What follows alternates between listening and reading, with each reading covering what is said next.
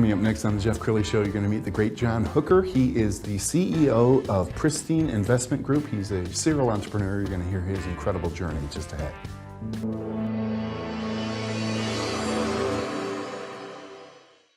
Many are predicting that the worst is yet to come, which is unfortunate, said one person here. Until now, they've enjoyed the reputation of being the nation's icebox. Watched a burglar in his home this morning by webcam. As a journalist of over 25 years, stories are what make my world turn. Reporting live from the Dallas newsroom tonight, Jeff Crilley, Fox 4 News. But in 2008, I took the jump from my familiar life and started a PR firm from my home. We're talking about anyone with a camcorder like the one I'm using becomes a television network. We started slowly growing the company, and we now have over 100 clients, and we've branched into the world of live digital broadcasting. I now own 8 different TV studios and have a huge team, and the stories that I now get to share are sometimes the most important of my life. Life has a funny way of coming around full circle. This is the Jeff Crilley Show. Well, I'm an entrepreneur, so I have so much respect for the people who have gone out and blazed their own trail. That perfectly describes my next guest. John Hooker is in the studio. He's the CEO of Pristine Investment Group. Thanks for coming on the show. Thank you, Jeff. Yeah. Before we get into your entrepreneurial career, I want to first thank you for your service in our military. Tell us a little bit about that. My service was pretty humble, Jeff, but I did get to spend 3 years in the Army in an airborne and infantry capacity, and really proud of that. And that set me up to go to school on the GI Bill. All right, tell us how that experience shaped you, because 0600 is not 0605. I mean, it's neither is 0400. Right. I think really what I took away from that was a lot of discipline and the ability to do hard things that you don't want to do and do them anyhow and do them like you love them. And I think that it instilled a level of confidence that you don't normally see. Yes. That you understand that whatever situation you're going into, you're going to be able to get through it. And then the next chapter in your life, was it straight into college? Okay. Into college, and so I studied finance and accounting, and I went to Florida State, the fount from which all knowledge flows. Yes, true. And had a great time there. Majored in finance, accounting, economics, and then into banking after that. Let's pull up your website, and as we scroll down the website, let's talk about the kinds of clients that you serve. Tell us more about Pristine. Well, Pristine Investment Group is really a way to manage our family office, and we have kind of 3 different verticals. One would be public and private investments, and we have some banks that help manage that for us as well. We also do some consulting when someone's looking to sell their business or they're looking to raise capital. We come in, and my heart really is with the entrepreneur. And so we're typically on a sell side assignment. And we help people understand the numbers, how to get ready for that, how to get the numbers in a format that looks good, as well as understanding the soft points. Like if you're going to sell a business that you've been working on for 30 years, yes. Well, how is that going to work for you? Are you going to have an equity earnout? Is it going to be a clean break? And we help them think through those issues. And one of the things I really admire about you is that you've worked in the trenches. You had a very successful car wash business. Tell us about Literally, the trenches. Tell us about the car wash business. The car wash business, the one thing I would say, I hear people say all the time that, I wish I was in the car wash business, and they have no idea how operationally intense that business is.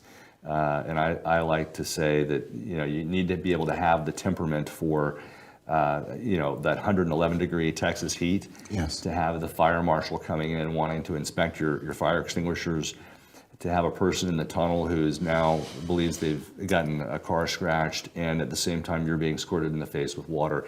So if you're not able to deal with all of those things hitting you at the same time, yes, perhaps you don't have the temperament for the car wash business, because it will happen. Yes. But it's a great business. It can be very profitable, and we were able to build it from the ground up. I went out and bought land figured out how to build it correctly, and then also how to operate it correctly. Yes. And then we exited. So it was a cradle to grave experience from a car wash perspective. And how did that shape your journey when you're advising clients?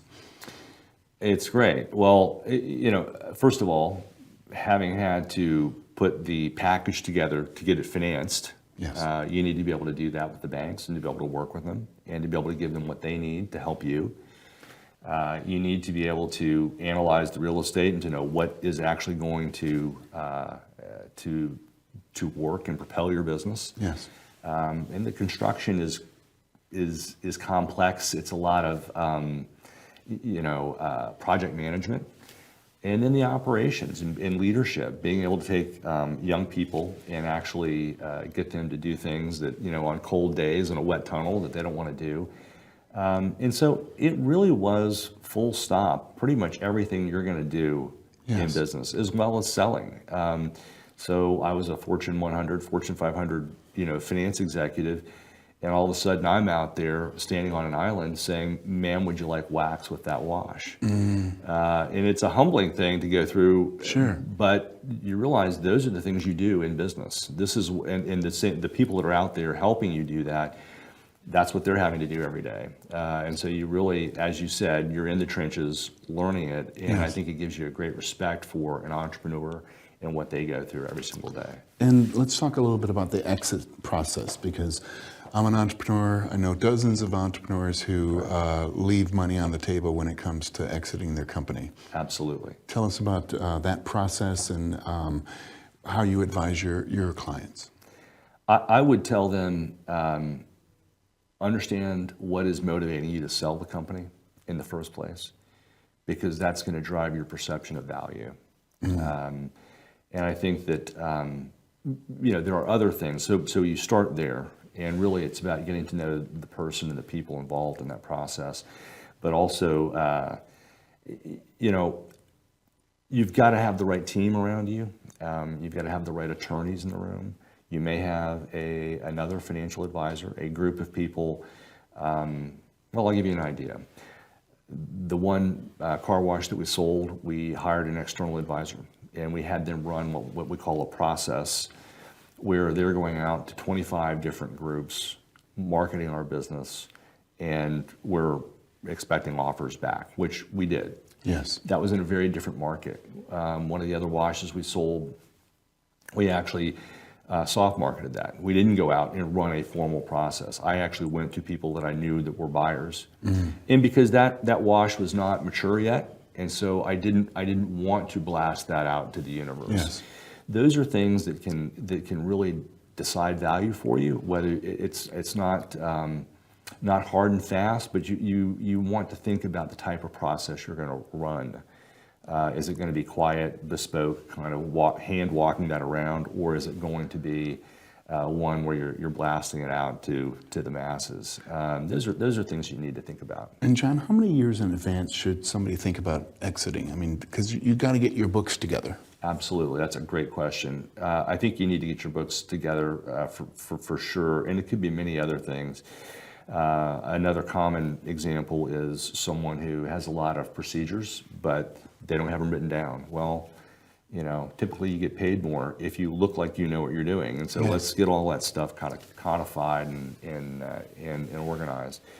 I would tell you that it's at least a year, and it's probably better if it's 3 to 5. If you're really organized, you're thinking of it in terms of that kind of timeline, but I would say at least a year. And typically, it's probably more like a year and a half or 2. What do you see for the economy in the next 12 months or so? Famously, the big, beautiful bills out there, I think people are now just starting to recognize some of the tax benefits. Absolutely. Well, I think there's a lot more to come. I do think that the Fed is kind of more in our camp now, trying to give us some rate relief. And the biggest thing there is being able to have our federal government enjoy some of that as they're rolling short term some of the different funding that we have through the Treasury. And I think that'll be really important to see that happen. And I believe that'll spur growth. we're going to have volatility in the stock market if you're looking at that over the next 12 months. But I think at the end of the day, we're still on a growth trajectory right now. Everything that I see out there leads me to believe that business people have a pretty good outlook in terms of that. There are pockets where you might have a guy that is importing things and maybe he's been hit by a tariff, but I think largely there are appropriate carve-outs for most of our businesses domestically, and I look forward to seeing what's next. I think the big thing, and we have this discussion in our family all the time, is that just because we have knocked inflation down, it doesn't mean that prices are lower. It just means they're growing at a slower rate. Yes. And that would be the one thing that I would offer to most people to keep in mind. Well, and there's a lot of baby boomers who will be retiring in the next few years and looking to sell their company. Is this kind of a silver tsunami of opportunity? It's a phenomenal insight. I think so. I do believe, the question for us, is it the right business for us? We like service businesses, something where it's got a good EBITDA margin, and we can go in there and help them grow that. Perhaps they were happy where they were, and maybe we can take that and roll it up with another adjacent company. Yeah. And make them larger and develop a platform for them. And we're happy to work with business owners there. We're happy to take it over. We can see that benefiting us both ways. And I do think that we're going to see many, many people trying to exit in a wealth transfer more broadly. Yes. Over the next 10 years. And there are so many Gen Zs who they just, mom or dad has a great plumbing business, but they don't want to go into plumbing. So there's a lot of business owners who are really staring down the barrel right now. What do I do with this thing? Yes, absolutely.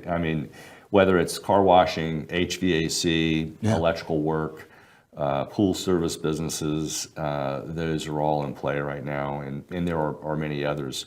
We tend to like less sexy businesses. We tend to focus our time on things that are more like a car wash. We'll take the dirt off your car for you. Outstanding. Yeah. We have about 2 minutes left, so look into the camera on the left and give us some final thoughts. Well, first of all, thank you for having me on the show today. It's an honor.